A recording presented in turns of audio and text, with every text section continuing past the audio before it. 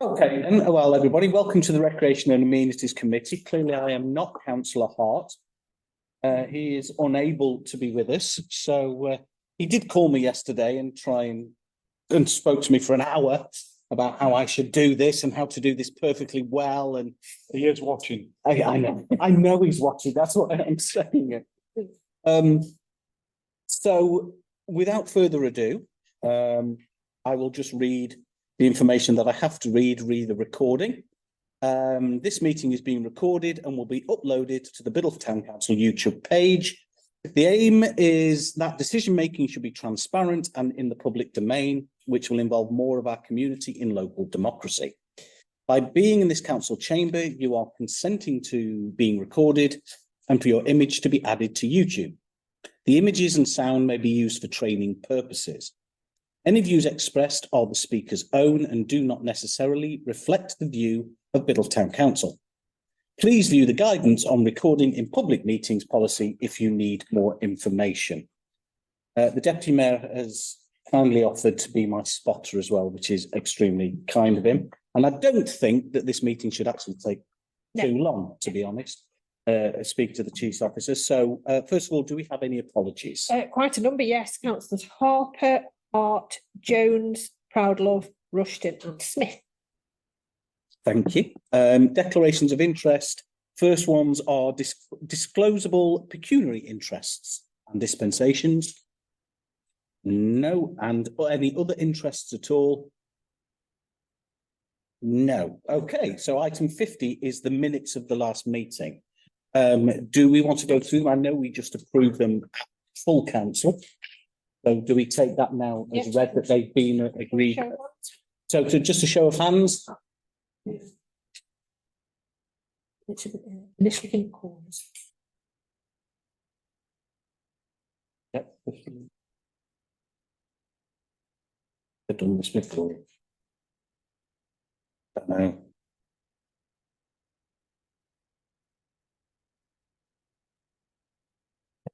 Thank you. Okay, so now I think I'll be passing the next a couple of items over to the Chief Officer. But the first one is to receive an update on discussions in relation to the proposed garden of remembrance at the Woodhouse burial ground.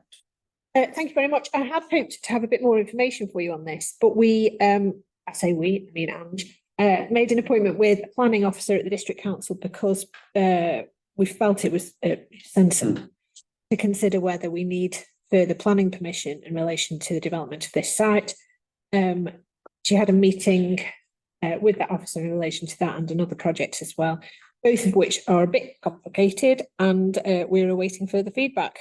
So we haven't got anything to report to you there yet. We've chased that again this week. Obviously now people are back in after the Christmas period. So hopefully by the time the next meeting comes, we'll be in a position to advise whether we need to consider planning permission for that. But actually, I think if we're going to develop the garden of remembrance at the Woodhouse side, we will need to instruct an architect to do that for us anyway, so we make the best use of the ground and we've got some kind of visual ideas so that we can kind of implement that with contractors going forward. So I don't know whether you want to consider talking to an architect at a later date, or whether you want me to make some tentative inquiries about potential costs for that now.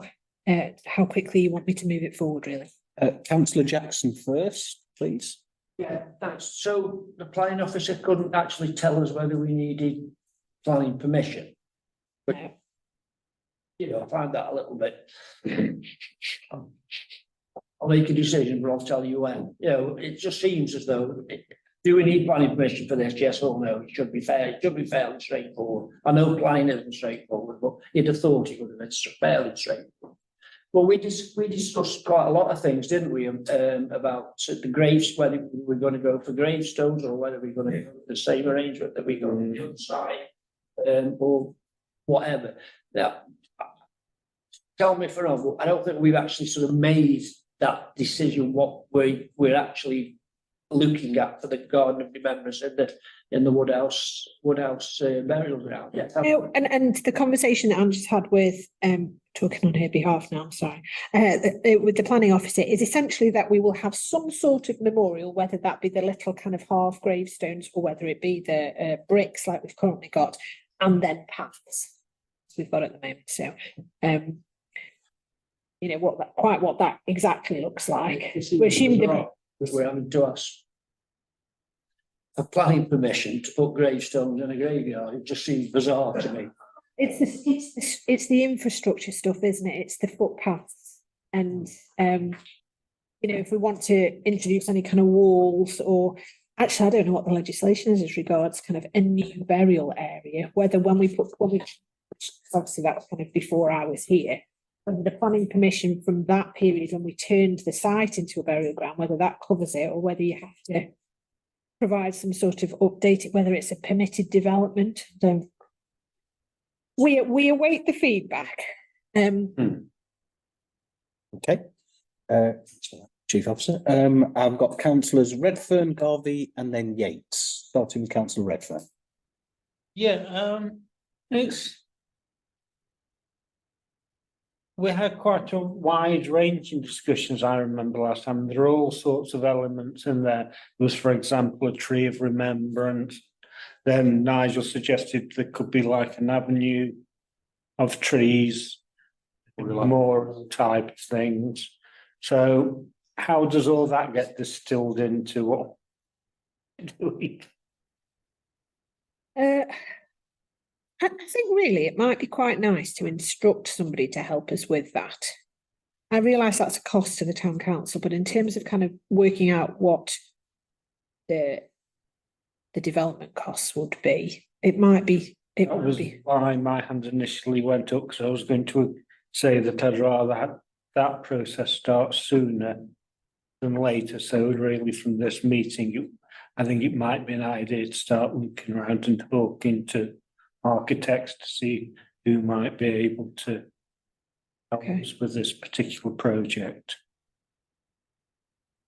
I wonder then, is it worth me having some of those discussions and then in advance of the finance committee, which is in a couple of weeks, perhaps coming back to you at that point with some costs from architects and design costs, and maybe at that point and I realise that's kind of taking that element away from this committee, but in terms of kind of approving whether we want to move forward with some architect work. Would that need to be something approval or just something taken as read? We want to propose for that. Okay, so would anybody like to propose that? Councillor Redfern, seconded. Okay, because I had a to make before the proposal went in, because essentially I was going to make the same point that Councillor Redfern was making in terms of we need to progress this quickly, and therefore it makes sense to get the costings. But at the last meeting, we did actually, I think it was Councillor Jackson's proposal that we allocate a £20,000 allocation to the Garden of Remembrance work. So we actually effectively at this committee suggested a figure. Yeah. That would effectively set the ball in motion for the proposal to go to the finance committee once some outline costs have been obtained, which I think we should do. So I would be happy to propose that we push that forward. I think Councillor Yates wants to say something before we make that formal. Yes, I think there were some good proposals, but there was a number of proposals and each of them had the individual virtue. I'm just wondering whether there are any reasonably local cemeteries, because there's an awful lot of cemeteries in Newcastle on the Line, or even in Sparrows Group. And surely some of these things exist in the locality, especially, you know, dwarf headstones and perhaps some of the memorial things. And whether we could actually go as a delegation to one or two of these things to actually visualise, because when you see them on a piece of paper, you go, perhaps when you actually see them in use, you perhaps go, wow, that's impressive. I'd like to see that in Biddulph. That's respectful and this, that and the other. So I'm wondering whether we should potentially arrange something and do that, perhaps with a, you know, representative of this committee, because it is sometimes always hard to approve things off a drawing as much as anything. No, I'm on about these quite, you know, recent and innovative things to deal with gardens of remembrance, you know, which we haven't got any off headstones. We haven't got any of these good things which work. I'm just wondering whether, you know, within some of the bigger renovations which we've run, thinking Crewe, Newcastle and Stoke, surely there's some cemeteries who have examples of similar things where we could go, yes, that's the direction of travel, which I think we could go down. Councillor Lawton. Yes, following on from Councillor Yates's comments, I'd like to give support to that idea, because as you may realise in the past, I obtained what for me was some inspiration from seeing the cemetery at Crewe.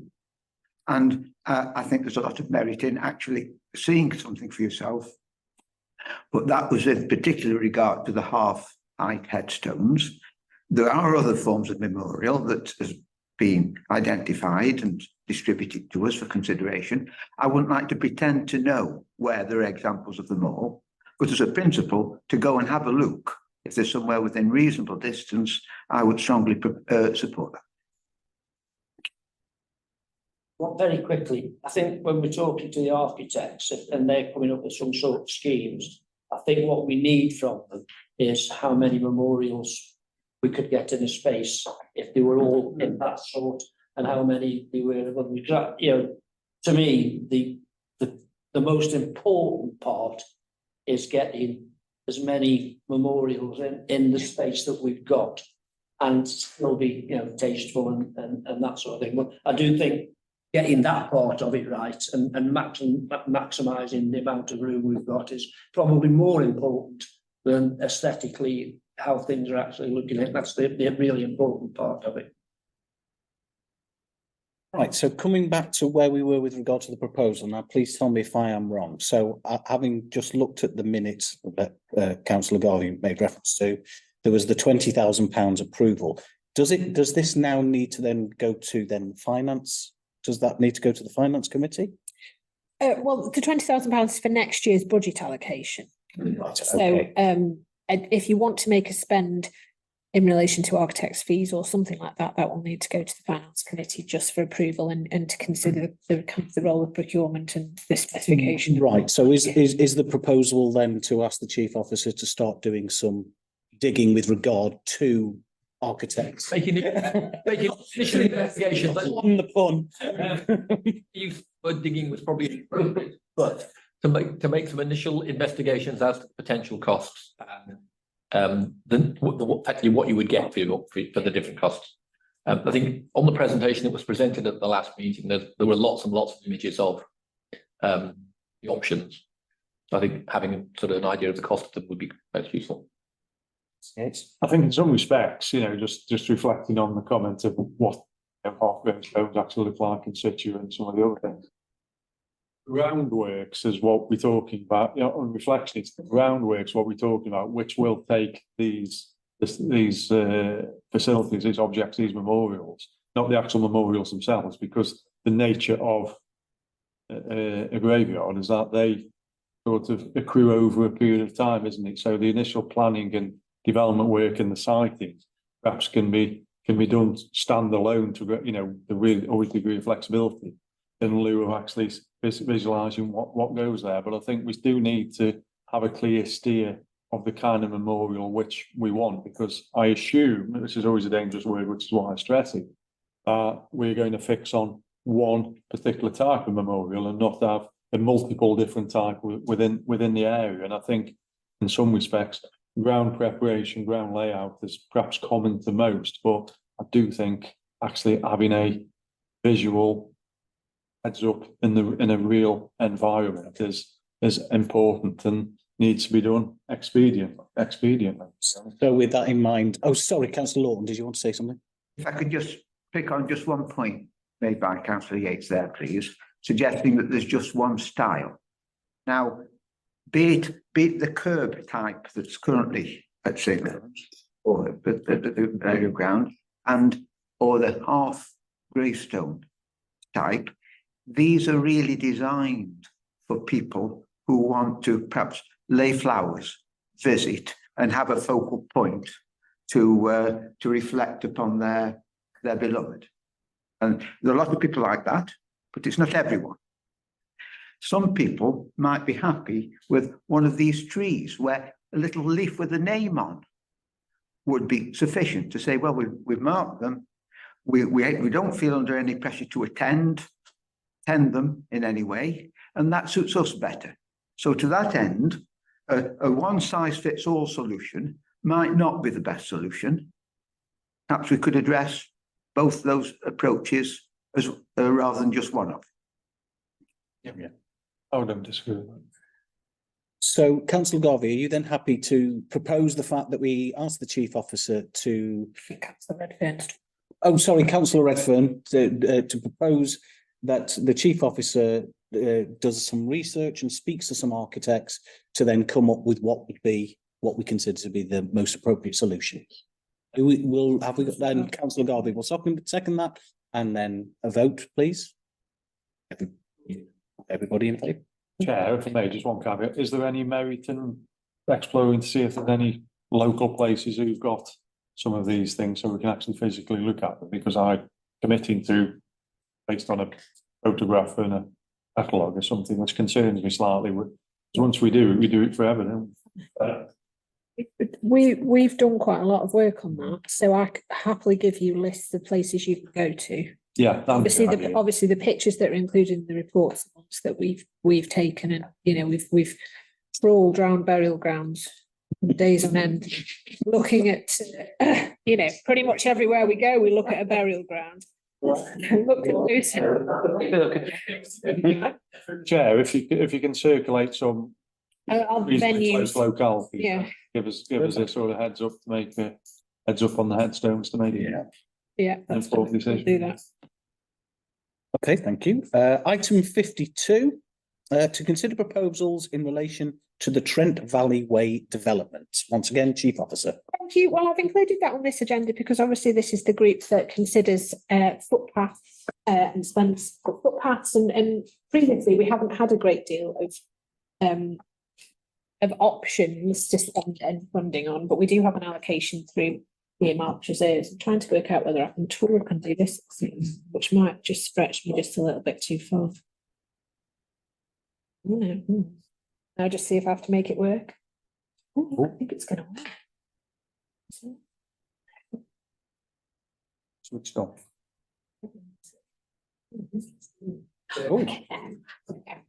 So this is quite an exciting photo. This is what Trent Headwell used to look like. Wow. This is a postcard of Trent Headwell, which is quite pretty. 1926, well. Certainly the 1920s, I would suggest. Yeah, so that's what it used to look like. And the photo I've got at the moment is a bit sad. It looks like that. In the middle of a field. If I can, Chair, on this, there was a lot of work shortly, I think before I joined the council, so it must be about 6 years ago. We did a lot of work in the village on digging that out, clearing it out, cleaning it all up. But obviously it's fallen into decay again since that point. When it's actually cleaned up and the steps have been cleaned and all the grass and stuff has been taken out of the pool, it is actually quite attractive. It's a lot more regimented, I think, than the sort of the free-form stone wall that was in the that should be more rendered and structured now. But it is potentially a very nice it could be a very nice location. It has been in the past. The issue, I think, at the moment is that the Trent Valley Way basically covers the vast majority of the River Trent, except from the source. Yeah. So it seems to me, we've talked about this briefly under shared prosperity. It seems to me to be a missed opportunity if there's a desire to do that, to draw people who are walkers who essentially want to then walk the full length of the River Trent. Yeah. If you don't then try and start them in our town. So in terms of what I think we should put forward as regards shared prosperity, and I wonder whether we might consider some of this work funded possibly by the town council if we can't necessarily get shared prosperity, is when the group that are kind of looking at it as well had thought about having people park at the visitor centre or get dropped off there and kind of walk from the Biddulph Grange Country Park up to Biddulph Moor. And obviously they can look at that. But in terms of kind of where the walk would go, I started to kind of have a look, and excuse my scroll and my kind of highlighter, but essentially the Trent Head well starts in the middle of the field, Biddulph Moor.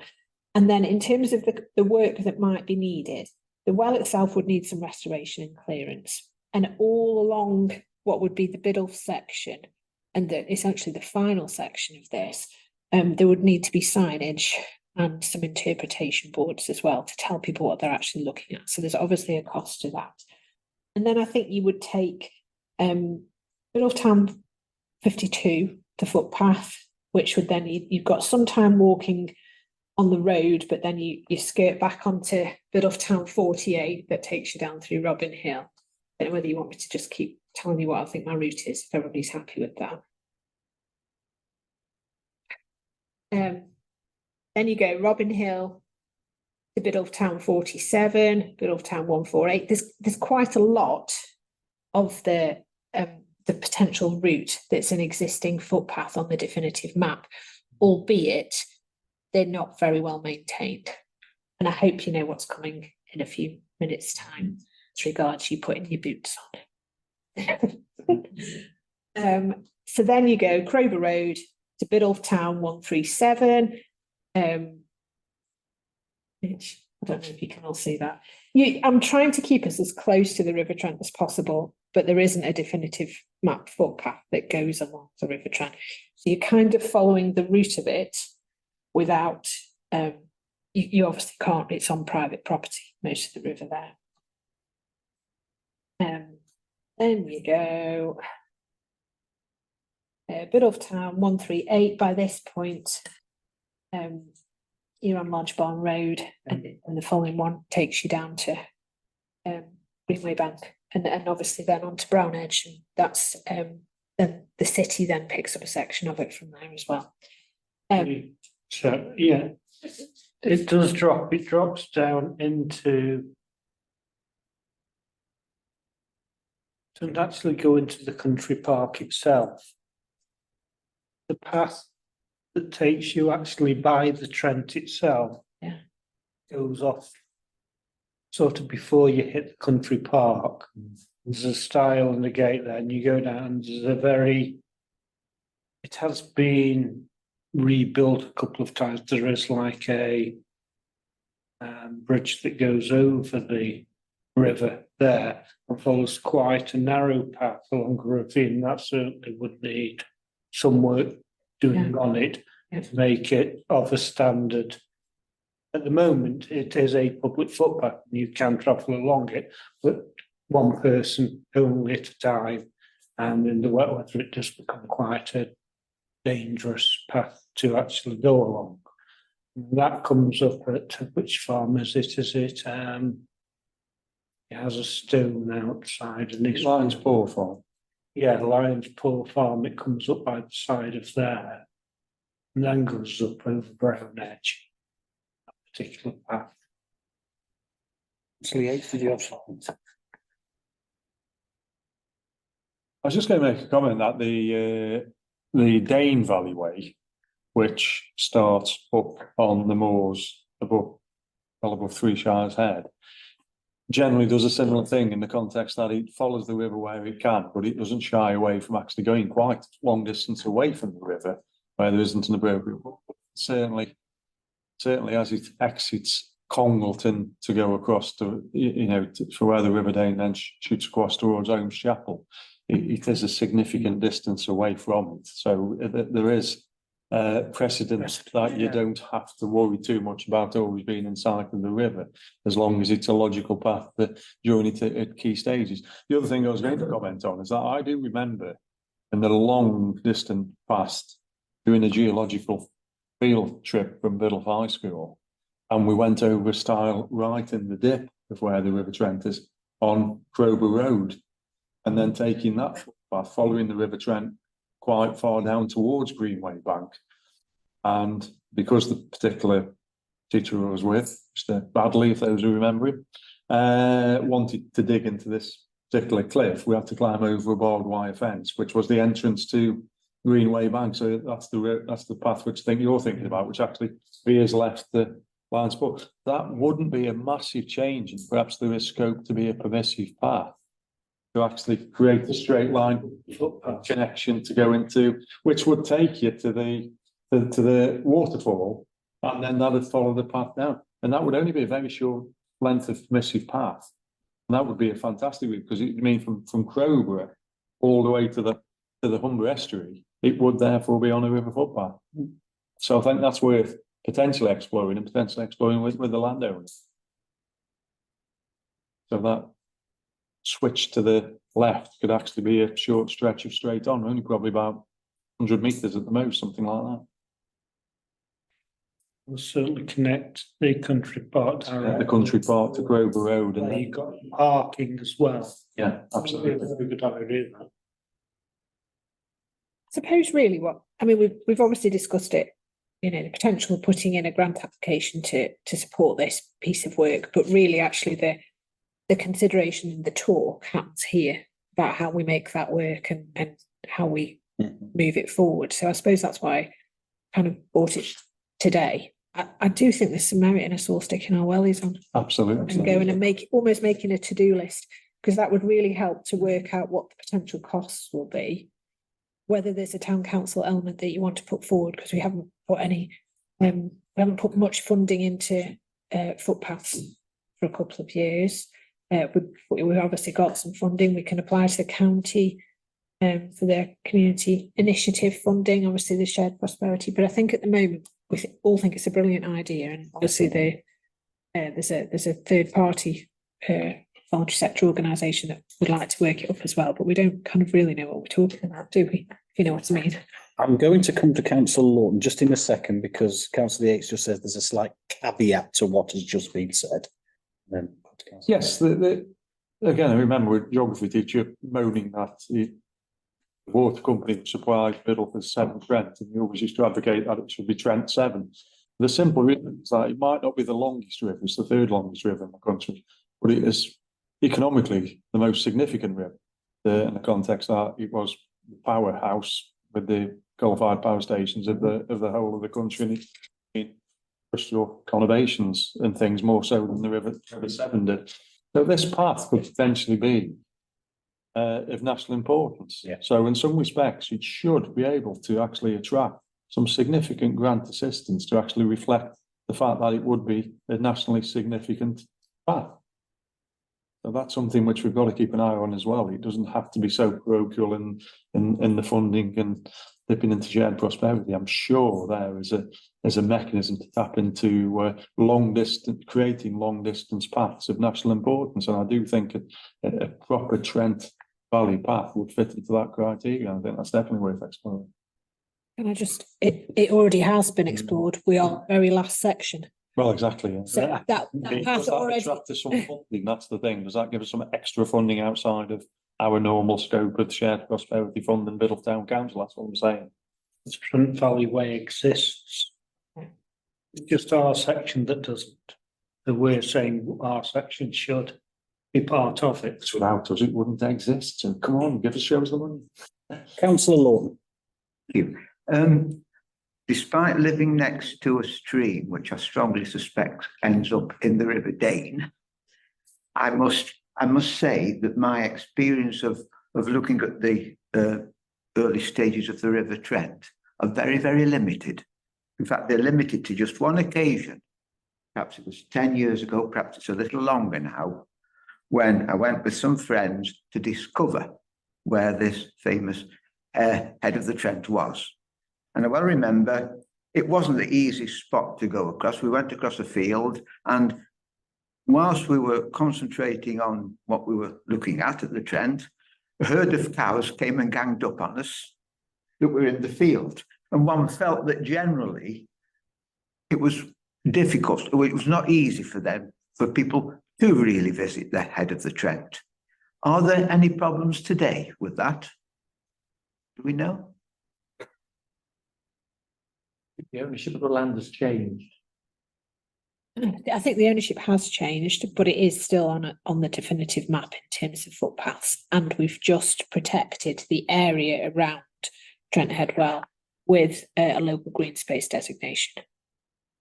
So that certainly gives it more protection than it's had before. Councillor Jackson? Yeah, it might be a bit off the wall this, but I'm just thinking to help with the funding as well, whether we could actually commission some drone footage from the head, following the route that you want to.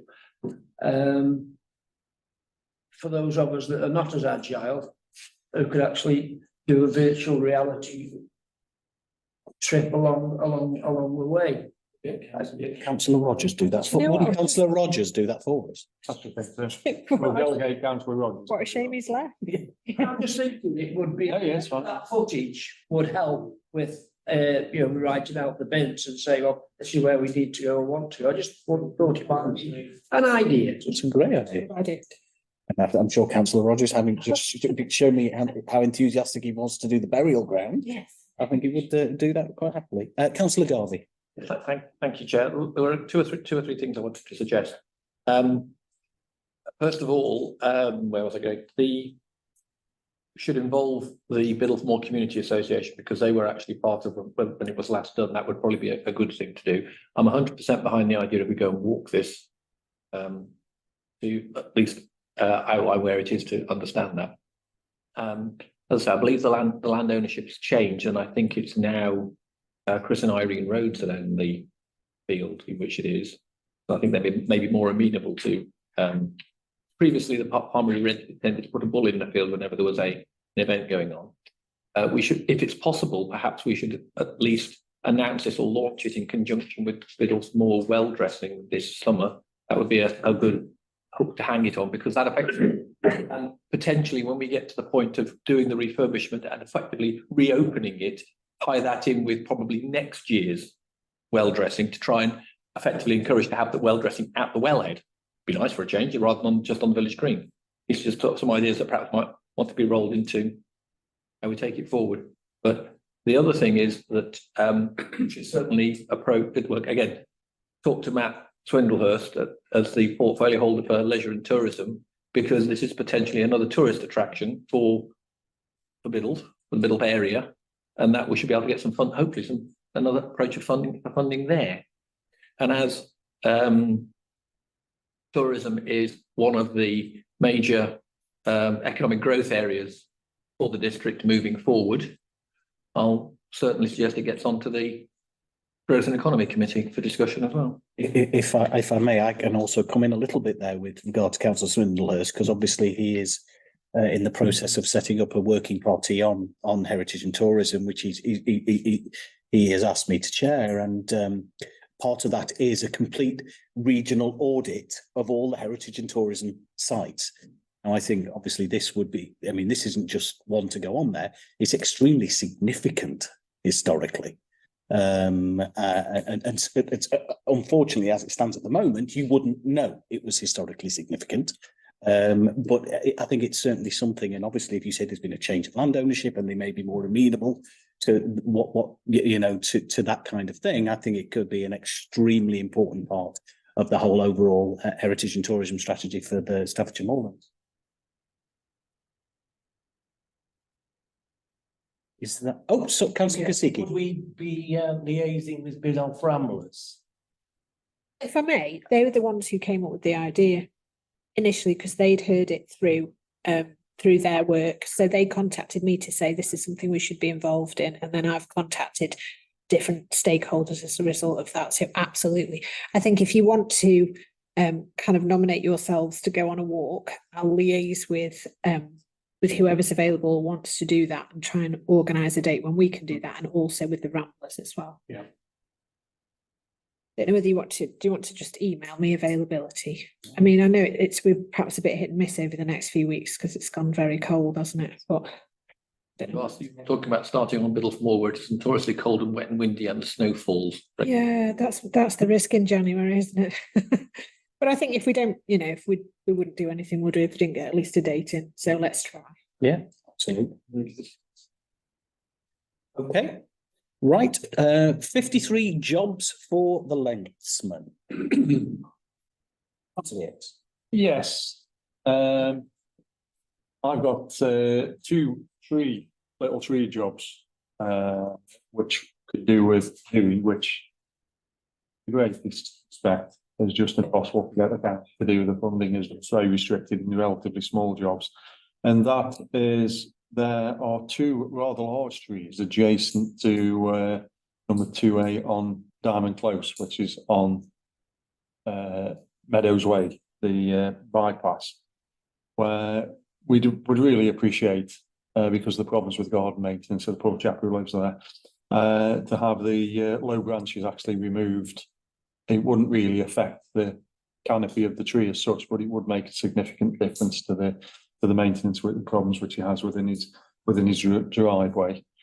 So if we could possibly see ourselves being able to do that, the branches, once they're removed, can actually just be put over the fence line on the opposite side and be rotted down as part of the natural wildlife cover on there. So I think that's not an unreasonable thing to ask and should be relatively straightforward. And I'm quite happy to sort of guide on where it is if the lensman's available, if we agree on that.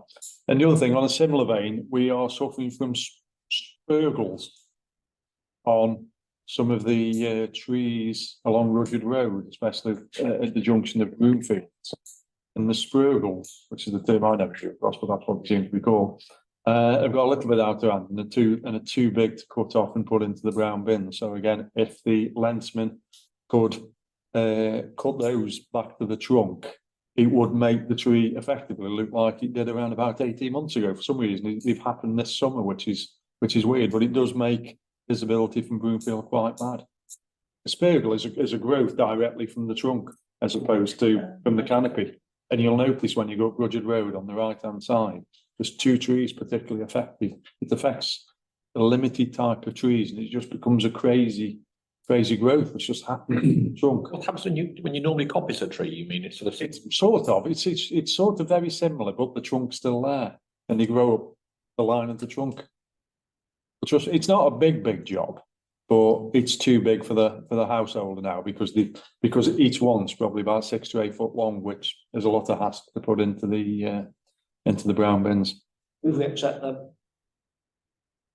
Right. We accept them. Yeah. And the final thing is, it was a job which was done a while ago from a health and safety point of view, but we had some new telegraph, actually the electrical posts put on Station Road.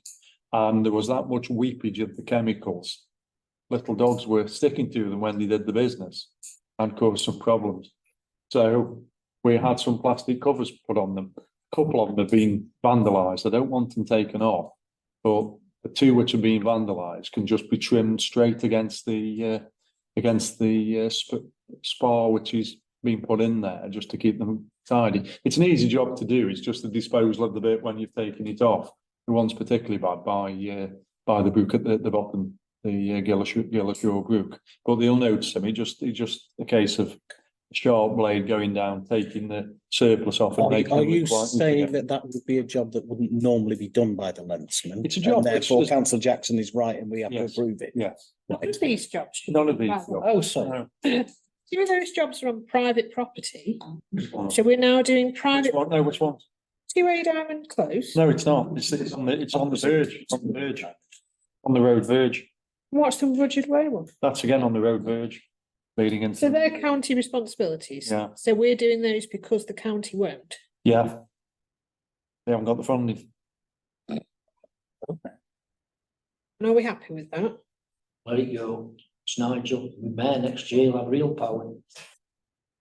I know. I think because they won't do it. The cost of the taxpayer is far higher for the county work because of the way the contract works, and it's just not cost effective. I'll end up doing it myself if the lensman doesn't do it. But Charge the council. it's just the way of the world, you know. I'm sorry, but we are absolutely. What are we paying taxes for?